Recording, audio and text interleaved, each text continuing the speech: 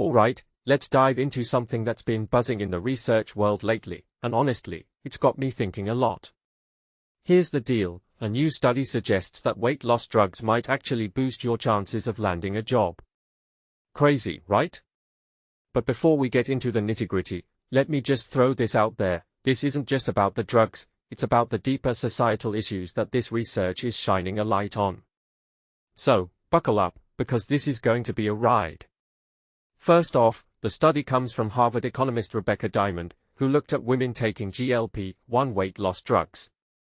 What she found was pretty striking. Women who were unemployed saw a 26.9 percentage point increase in their chances of getting a job after a year and a half on these drugs. Now, personally, I think what makes this really interesting is that it's not just about the weight loss itself. Diamond points out that if it were purely about improved mood or productivity, you'd expect to see employed women getting promotions or working more hours. But that's not the case. What this really suggests is that it's about first impressions. And that, my friends, is where things get messy. From my perspective, this raises a deeper question. How much does our appearance influence opportunities, and is that fair? I mean, we've all heard about skinny privilege, but this study puts some hard numbers behind it. It's not just about looking a certain way, it's about the assumptions people make based on how you look. For instance, Julie Trafford from AUT mentions that in some cultures, weight stigma is a real issue, especially for women. Think about it, if you've gained weight, people might assume you're pregnant or make other judgments that wouldn't apply to men.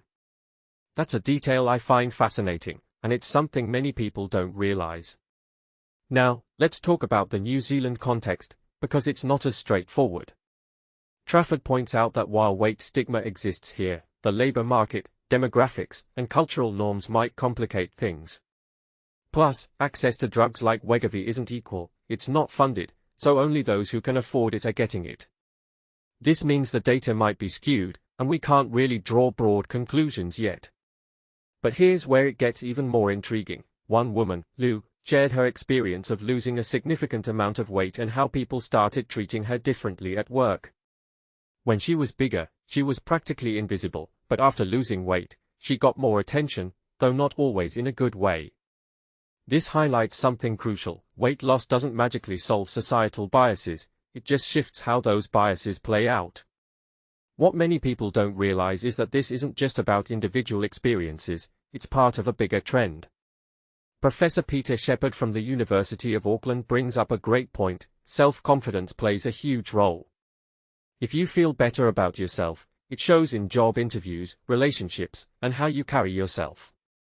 But here's the kicker. He also mentions that people spending money on weight loss drugs might be cutting back on other things, like alcohol or food. If you take a step back and think about it, this could actually lead to financial savings in the long run. It's not just about the weight, it's about the lifestyle changes that come with it. But here's where I have to pause and reflect, is this really a solution, or are we just treating a symptom of a much larger problem? I mean, if weight loss drugs become more accessible and affordable, great, but does that address the root causes of weight stigma and discrimination? In my opinion, it doesn't. We need to tackle the societal attitudes that make weight such a determining factor in the first place. Otherwise, we're just putting a band-aid on a bullet wound. So, what's the takeaway here? Personally, I think this study is a wake-up call. It's not just about weight loss drugs or job prospects, it's about how deeply appearance affects our lives and opportunities. It's about the biases we don't even realize we have. And honestly, that's a conversation we need to have more openly. Because until we address that, no amount of weight loss, drug-induced or otherwise, is going to change the system. What do you think? Let me know in the comments below, and don't forget to hit that like button if this got you thinking. Catch you in the next one.